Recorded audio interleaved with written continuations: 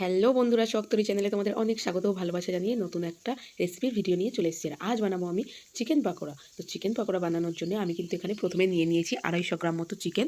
একদম সুন্দর করে ধুয়ে কেটে পরিষ্কার করে নিয়েছি। আর তার মধ্যে দেখছো দিয়ে দিচ্ছি আমি পেঁয়াজ কুচি, লঙ্কা কুচি। লঙ্কা কুচিটা যে যার স্বাদ মতো, যে যেমন ঝাল খাবে সে তেমন পরিমাণে লঙ্কা কুচিটা দেবে।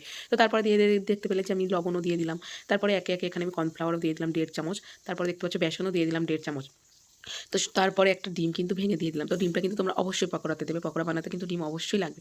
তারপরে আমি এখানে একে একে গরম মশলার গুঁড়ো, চিকেন মশলার গুঁড়ো আর একটু জিরে গুঁড়ো করা দিয়ে দিলাম। তো দিয়ে কিন্তু সুন্দর করে হাতের সাহায্যে তোমরা কিন্তু ম্যারিনেট করে নেবে। অবশ্যই কিন্তু ভালো করে ম্যারিনেট করবে, আর ম্যারিনেটটা করে কিন্তু তোমরা অন্তত 1 থেকে 1.5 ঘন্টা রেখে দেবে। তো আমার হাতে অতটা সময় ছিল না, তো তার জন্য কিন্তু আমি অতক্ষণ ম্যারিনেট করে রাখতে পারিনি, আমি আধা ঘন্টা রেখেছি। তো তারপরে দেখতে পাচ্ছ এখানে কিন্তু আমি হলুদ গুঁড়ো, লঙ্কা গুঁড়ো আর সাথে আদা রসুনের পেস্টও দিয়ে দিলাম। তো বন্ধুরা, আমি ভিনিগার আর সয়া সসটা যখন দিয়েছিলাম আমি একটু ভুলে গেছিলাম মানে ভিডিওতে দেখাতে। তো তোমরা কিন্তু অবশ্যই এই দুটো দিয়ে দেবে। তো তারপরে দেখতে পাচ্ছ আমি কিন্তু সমস্ত উপকরণ দিয়ে ভালো করে হাতের সাহায্যে ম্যারিনেট করে আমি কিন্তু ঢাকা দিয়ে রেখে দিয়েছি। তো আধা ঘন্টা পরে ঢাকা খুলে দেখছি যে আমার ম্যারিনেটটা এইভাবেই আমি করেছিলাম, দেখতেই পাচ্ছ। আধা ঘন্টা পরে ঢাকা খুলে দেখলাম, তো ম্যারিনেটটাও সুন্দরভাবে বেশ হয়েছে। তো তারপরে কিন্তু আমি একটা কড়াই নিয়ে নিয়েছিলাম, তার মধ্যে তেল গরম করে নিয়েছিলাম।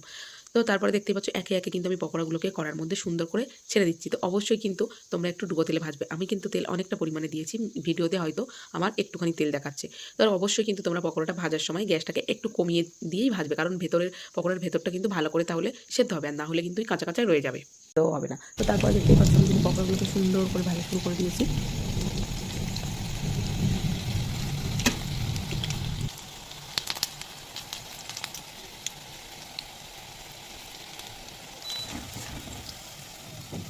তোমার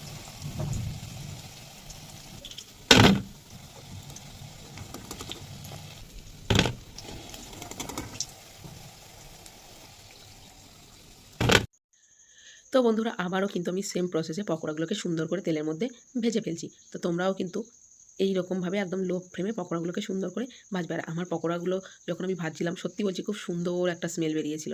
আর পকোড়াগুলো কিন্তু খেতে দারুণ হয়েছিল, যেমন মুচমুচে তেমন নরম। তো লো ফ্লেমে ভাজলে কি হয়, পকোড়াগুলো একদম সুন্দর করে ভেতরটা, চিকেনটা একদম সেদ্ধ হয়ে যায়। তো দেখতেই পাচ্ছ আমি একদম গ্যাসের ফ্লেমটাকে হালকা করে দিয়েই, হালকা হাতেই একদম ভাজছি। তো আমার এই পকোড়াটা কার কার ভালো লেগেছে রেসিপিটা অবশ্যই কিন্তু তোমরা কমেন্ট করে জানিও। তো তারপর দেখতে পাচ্ছ আমি এখন একটু গ্যাসের ফ্লেমটাকে হাই করে দিয়েছি, যাতে আমার পকোড়াগুলো একটু লাল লাল হয়ে যায়, কারণ অনেকক্ষণ তো লো ফ্লেমে ভাজলাম। তো এই রেসিপিটা কারা কারা বাড়িতে বানিয়েছো অবশ্যই কিন্তু আমাকে কমেন্ট করে জানাবে। আর তারপরে দেখতে পাচ্ছ আমার কিন্তু এখানে পকোড়া ভাজা একদম প্রায় শেষ, কমপ্লিট হয়ে গিয়েছে। তো বন্ধুরা, ভিডিওটা কেমন লাগলো অবশ্যই কিন্তু তোমরা জানিও। আর ভিডিও যদি ভালো লেগে থাকে তো একটা লাইক, কমেন্ট আর শেয়ার করে দিও। আর চ্যানেলে যদি নতুন হয়ে থাকো, চ্যানেলটিকে কিন্তু অবশ্যই সাবস্ক্রাইব করে দিও। তো দেখা হচ্ছে নতুন কোনো ভিডিওর সাথে। ততক্ষণে সবাই ভালো থেকো, সুস্থ থেকো, সাবধানে থেকো। আর আমি দেখতেই পাচ্ছ এখানে আমি সুন্দর করে কিন্তু একদম সার্ভ করে ফেলেছি পকোড়া। সঙ্গে নিয়ে নিয়েছি পেঁয়াজ কুচি আর টমেটো সস। তো এইভাবে কিন্তু তোমরা বাড়িতে বানিয়ে ফেলে চটজলদি চিকেন পকোড়া খেয়ে ফেলো। কি দারুণ খেতে হয়েছিল পকোড়াটা। তো চলো বন্ধুরা, দেখা হচ্ছে নতুন কোনো ভিডিওর সাথে। ততক্ষণে সবাই সুস্থ থেকো, ভালো থেকো, সাবধানে থেকো। টাটা।